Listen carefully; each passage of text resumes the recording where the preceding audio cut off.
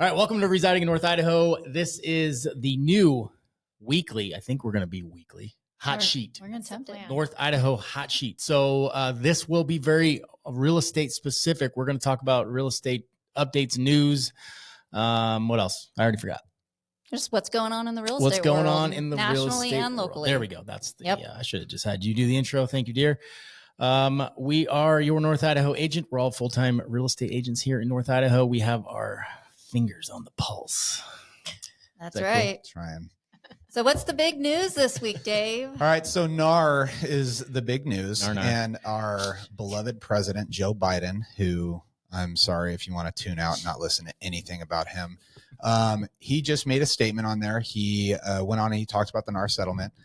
His statement was... Hold on. Let me pull it up. Yep. Oh, you got it? I can pull it up on the screen. So I got it right here. Well, but the then audience they needs can to see. see. I'll read it. Okay. It says, in addition, last week, the National Association of Realtors agreed for the first time that Americans can now negotiate lower commissions when they buy or sell their home. On a typical home purchase, that alone could save folks on average of $10,000 on the sale or purchase. I'm calling on realtors to follow through with lowering their commissions to protect home buyers. So let's talk about this. Like anything, first of all, I'm calling on Joe Biden to lower minimum wage because I'm tired of paying $18 for a burger at McDonald's. So Side note. it's very nice that you can call on somebody and tell them basically to reduce their income. But here's what I will talk about with income and with real estate agents and with negotiating any sort of commission. We have always worked to negotiate commissions. Here's what I'll tell you. So the big issue now that they're talking about with NAR is that we're not going to be able to advertise a buyer's commission in the MLS. Buyer agent. A buyer's agent commission in the MLS. Okay, they've referred to this as price fixing in the past. Here's what I'll tell you. When a seller, the thing that dictates the price of your home is going to be buyers. It's like anything. If there's a lot of buyers for something, then the price of that goes up. You see it with gasoline, you see it with anything else. When there's a lot of buyers in the market, then that increases the price of their home. So smartly enough, sellers have for years negotiated a 5 or 6% commission to the listing agent. A lot of people think that this is automatically part of the buyer's agent commission. That is not the case. What has happened is that listing agents have taken part of that 6% commission, typically 3%, and they have offered that through the MLS to a buyer's agent. What they are doing there, you are still paying a listing agent 6%. What the listing agent is doing is they know smartly enough that to get more buyers, they are effectively hiring all the other agents, which would be about 2,100 agents in our MLS, to go and advertise your property so that you can get more buyers. Here's the difference. If we turn around and we start telling people, hey, you have to, as a buyer, since we're talking about protecting buyers, you as a buyer need to go around and you need now to pay your agent directly 3% because the listing, they don't want to pay it. What you're doing is you're taking, for example, a $500,000 qualified buyer at 20%.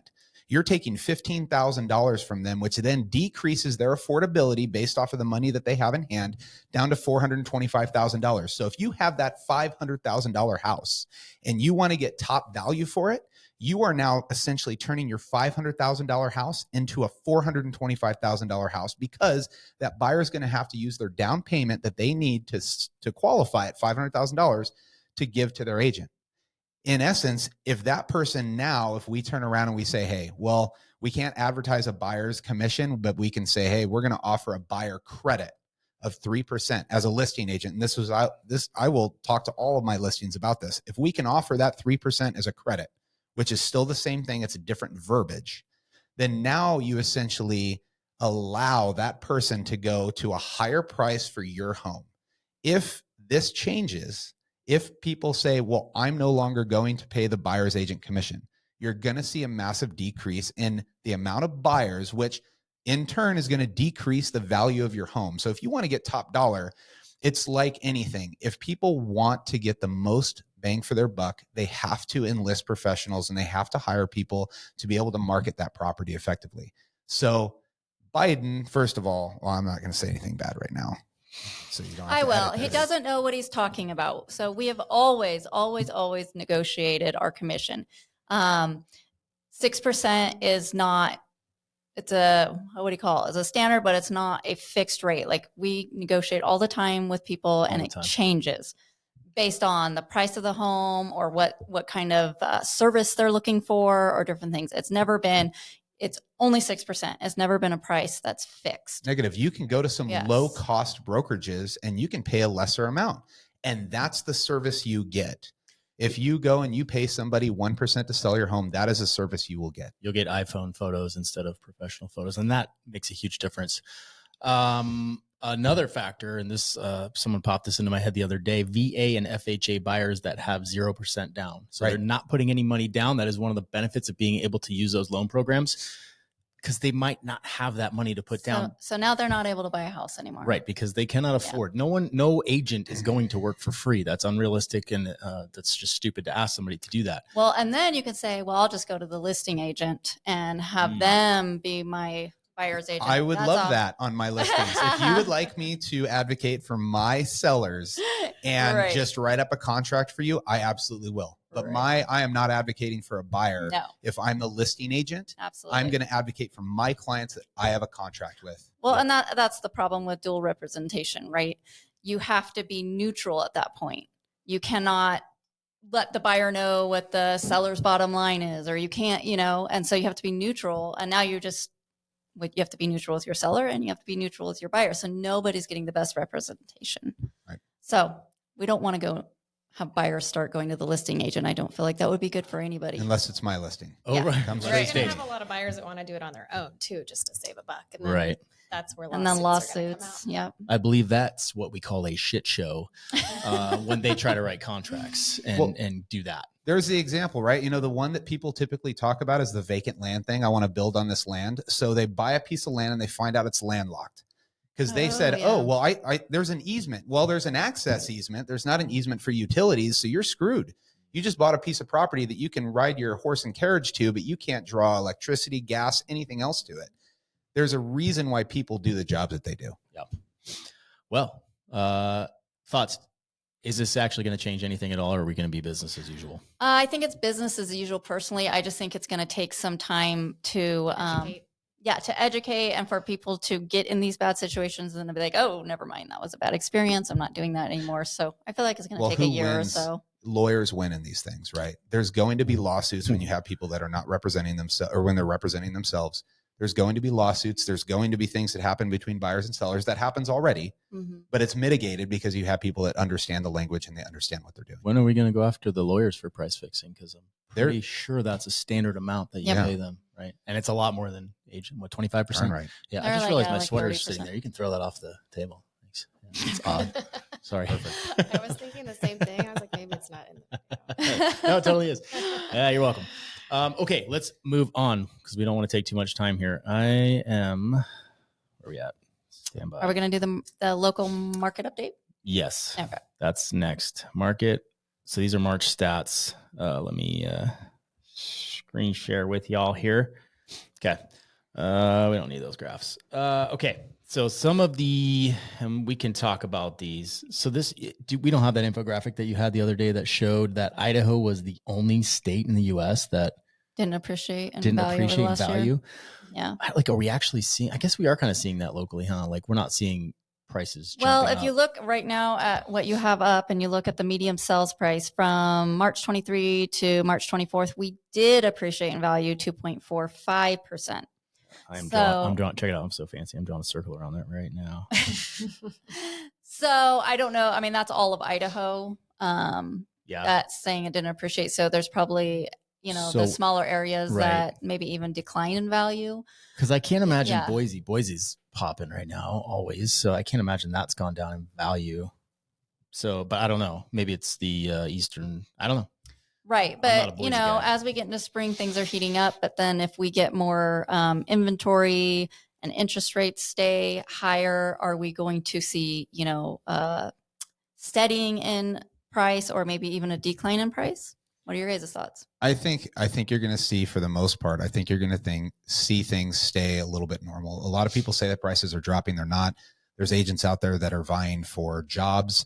And I'm tired of going to a listing and telling somebody that their house is worth $600,000 and another agent says I'll sell it for $7 million. Right. They're full of it. And that's what you're seeing a lot. You're seeing things being overpriced, over promises, under delivered. And the next thing you know, you see a ton of price drops. So to the consumer, to the buyer, they're seeing a bunch of price drops, right, and they think prices are coming down. They're really not. They're actually been pretty stable for the past year. And I do think we're going to see an uptake in the market just because people have been sidelined by the hike in interest rates and by COVID, the hike in prices, and eventually people got to have a place to live. So I have a feeling people are going to come off the fence. Yeah. And simple supply and demand, right? There's a limited inventory up here. Let's see, I can tell you. And there's a huge demand, right? We literally get calls and emails and texts every single day from people looking to move here. So, okay, you froze on me. That's cool. We're going to go back to not sharing. Okay. So, we get those calls in every day. So there's a huge amount of people out there that are waiting for whatever reason. And some little trigger could pop them off, and then it's gangbusters. So going back to what you were talking about, so the absorption rate. So in 23, it was 3 months of supply, and now we're at almost 3.92.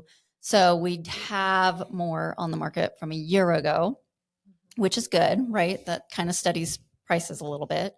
But 6 months is still, you have to be 6 months or more to be into a buyer's market.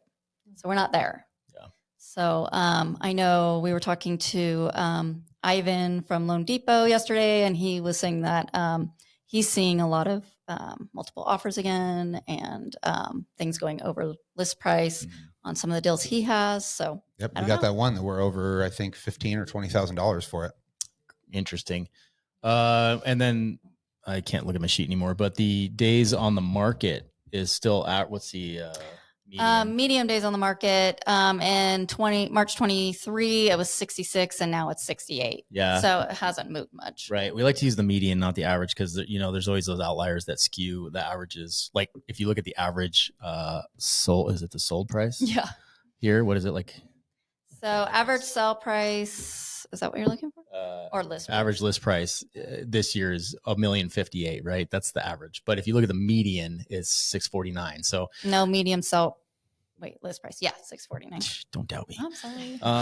So, that's why we use the median if that ever comes up. I talk about that a lot because averages are so skewed. So median, where was I going with that? Median days on the market is still, what is it? I can't 68. read it. 68. So, that's a long time, right? Things are sitting. Right. And I think that to what you were saying earlier, like in 2021, things were selling the day they went on the market, and sellers, we had a period where it was insane everywhere, and sellers got used to that. Right. And they were like, I can list it for whatever I want. It's just going to sell. And now things are sitting on the market 60 days, and they're still trying to list really high, and then it sits there for a while, and here comes price it created reductions. Unrealistic expectations. Yeah, absolutely. I mean, you get all the time, you get a client that calls you, hey, it's been a week, why haven't you sold my house? Right. Well, it takes time. This is a normal market. It's Right. the same thing with interest rates.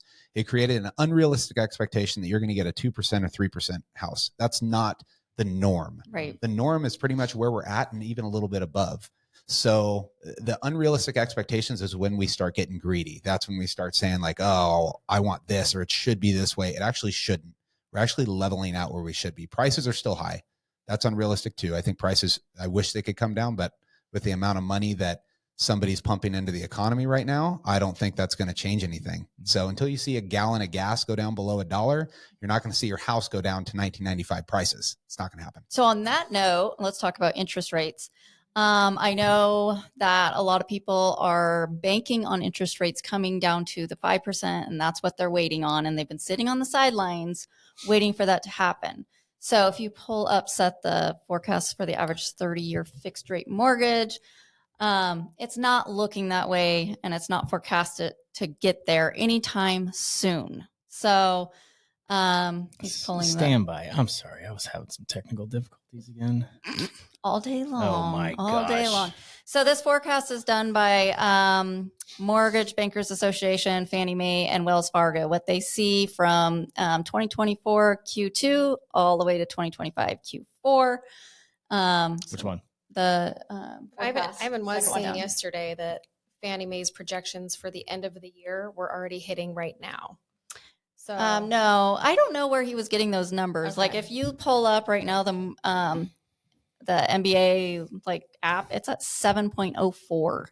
Okay. But they have been Is there- putting- Yeah. Fine, I don't yeah. know if that was with points or what he was talking about. because he said he got one at like 6.4. Yeah. 4? Yeah. Yeah. 6.3. So, and that's what, so you're showing that. Yeah. Okay. So they have for 2024 Q2, 6.6, 6.7, 6.7. And then they don't even have 2025 Q1.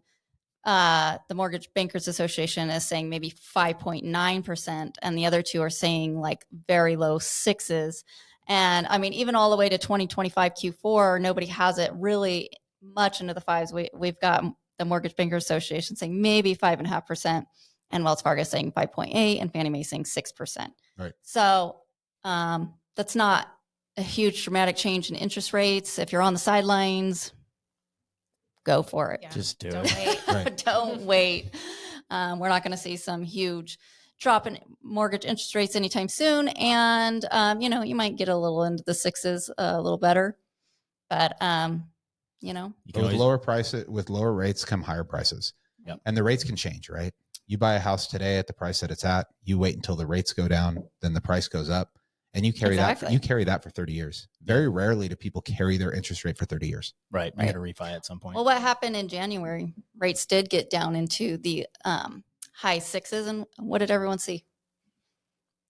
Crazy market. yeah. Like already, like all of a sudden we were seeing multiple offers in January and our phone started ringing nonstop. Yeah. Yeah. And then they went back up to a little over 7 and things kind of simmered out a little bit. But so if those rates do get to the 6.6% as they're saying in Q2, we're going to get, It's gonna which go is off. right now, right? Yeah. Yeah, right now. It's going to go crazy and then prices are going to dart up again. So yeah, that's, Encouraging outlook.